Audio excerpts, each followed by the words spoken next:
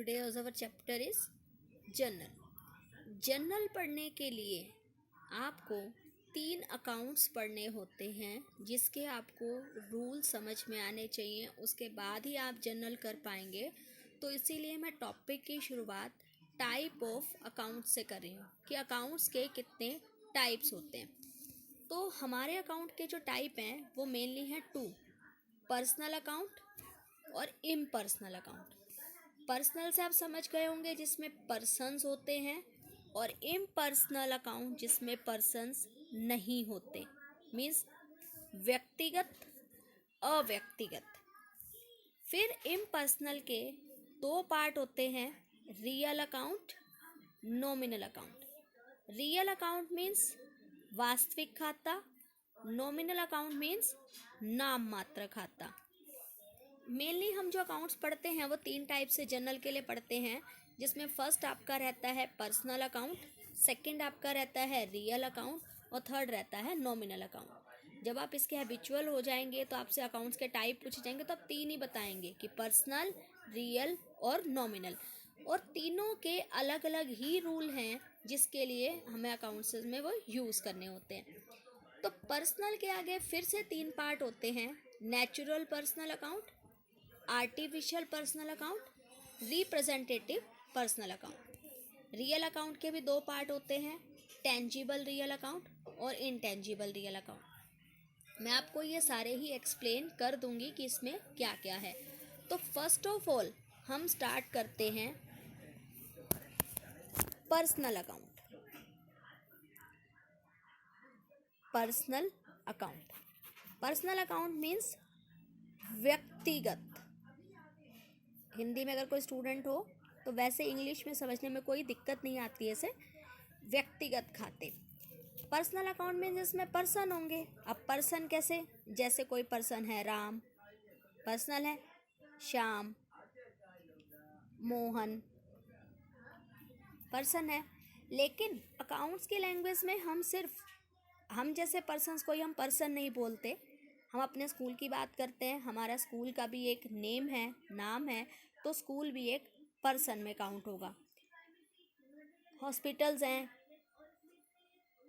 Colleges हैं, universities हैं, तो ये सारी पर्सनल अकाउंट में ही काउंट होती हैं। बैंक का भी अपना एक नाम होता है ना, PNB bank, oriental bank of commerce, तो ये बैंक के भी अपने नाम होते हैं, इसीलिए बैंक भी एक पर्सनल अकाउंट होता है। जबकि आगे जाके जब आप रूल्स पढ़ लेते हैं तो आप इस बैंक को रियल अकाउंट में बोलना स्टार्ट कर देते हैं, लेकिन बैंक हमेशा पर्सनल अकाउंट में ट्रीट होगा। और जो बिजनेस का ऑनर है, ऑनर मीन्स बिजनेस का मालिक है, प्रोप्राइटर है, तो वो बिजनेस के अंदर पैसा लगाता है।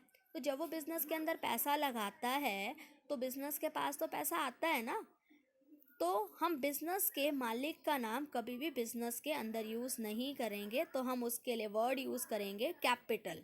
तो कैपिटल वर्ड हमने किसके लिए यूज़ किया, बिजनेस के ऑनर के लिए, तो इसीलिए कैपिटल भी किस अकाउंट में काउंट होगी, पर्सनल अकाउंट में।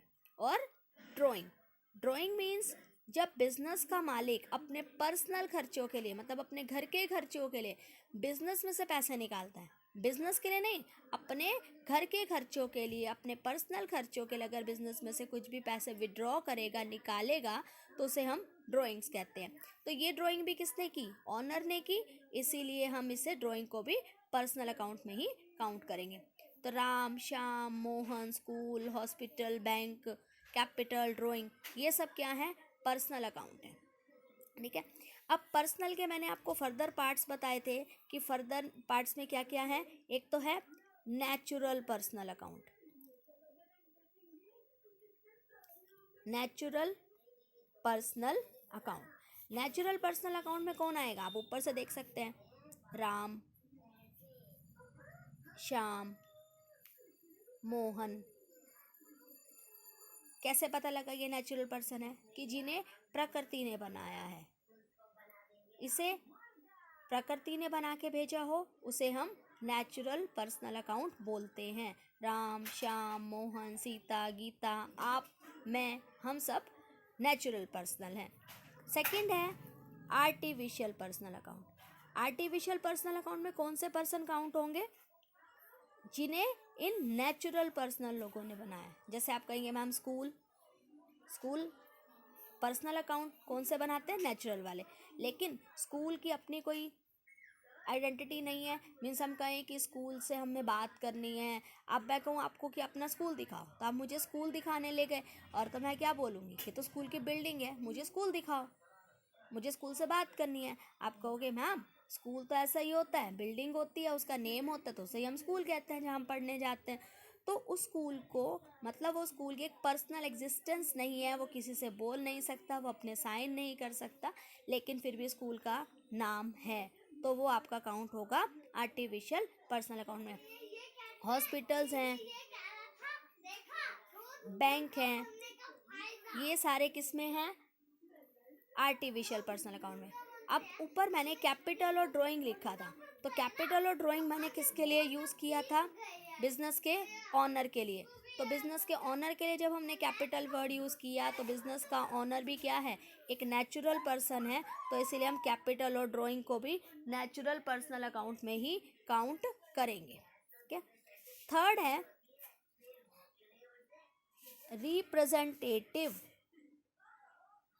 Personal account. Representative personal account आपके लिए थोड़ा सा नया है, मीन्स इसका भी आप ज़्यादा यूज़ अभी स्टार्टिंग में नहीं करेंगे, लेकिन ये कंसेप्ट आपको समझने बहुत ज़रूरी है। इसमें सबसे पहले आता है जैसे आउटस्टैंडिंग एक्सपेंसेस और एक्सपेंसेस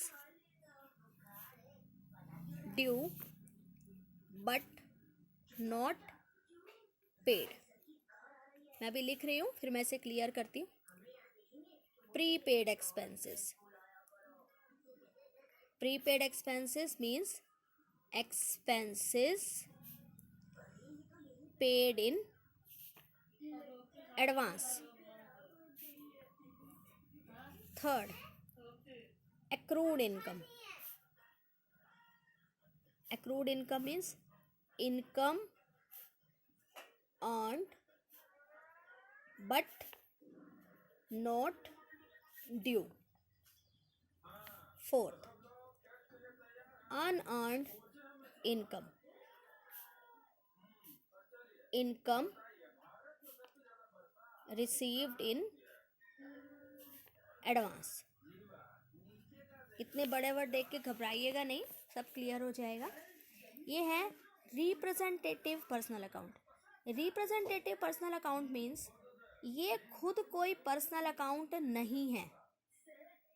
मीन्स ये खुद कोई पर्सनल अकाउंट नहीं है, लेकिन फिर भी ये किसी पर्सन्स को या ग्रुप ऑफ पर्सन्स को, मीन्स एक पर्सन को या बहुत सारे पर्सन्स को रिप्रेजेंट करना शुरू कर देते हैं। कैसे? जैसे मैंने सबसे पहले लिखा आउटस्टैंडिंग एक्सपेंसेस। आउटस्टैंडिंग एक्सपेंसेस मैंने लिखा एक्सपेंसेस। प्रीपेड एक्सपेंसेस में मैंने लिखा एक्सपेंसेस। एक्रूड इनकम में मैंने लिखा इनकम। अनअर्न्ड इनकम में लिखा मैंने इनकम। तो आप कहेंगे मैम खर्चा, एक्सपेंस, इनकम, ये पर्सन कैसे हो गए? तो वही बात मैं आपको बता रही हूँ कि ये खुद कोई पर्सनल अकाउंट नहीं होते, लेकिन फिर भी पर्सन्स को रिप्रेजेंट करना शुरू कर देते हैं, इसीलिए ये रिप्रेजेंटेटिव पर्सनल अकाउंट में काउंट होते हैं। जैसे सबसे पहले मैंने लिखा आउटस्टैंडिंग एक्सपेंसेस और expenses due but not paid. Means क्या हुआ? खर्चा आउटस्टैंडिंग रह गया, खर्चा ड्यू हो गया। ड्यू कैसे? हमने किसी पर्सन से काम करा लिया, मीन्स उस खर्चे को देने का टाइम आ गया क्योंकि हमने उसे काम करा लिया, बट नॉट पेड, लेकिन हमने उसे पे नहीं किया। जैसे मान लो आपके पास कोई वर्कर काम करता है, आपने उससे पूरा महीना काम करा लिया अप्रैल का, लेकिन आपने उसको अप्रैल की सैलरी पे नहीं की, वो सैलरी अभी आप बाद में देंगे, तो इसे क्या कहेंगे हम? Outstanding expenses. कि खर्चा ड्यू तो हो गया, लेकिन हमने उसे अभी पे नहीं किया, मतलब उसके बदले में कैश नहीं दिया। अब मान लीजिए जो पर्सन है जिसको आपने सैलरी देनी थी बट आपने नहीं दी, तो उस आपके लिए तो बन गया वो आउटस्टैंडिंग एक्सपेंसेस कि खर्चा ड्यू हो गया बट मैंने पे नहीं किया।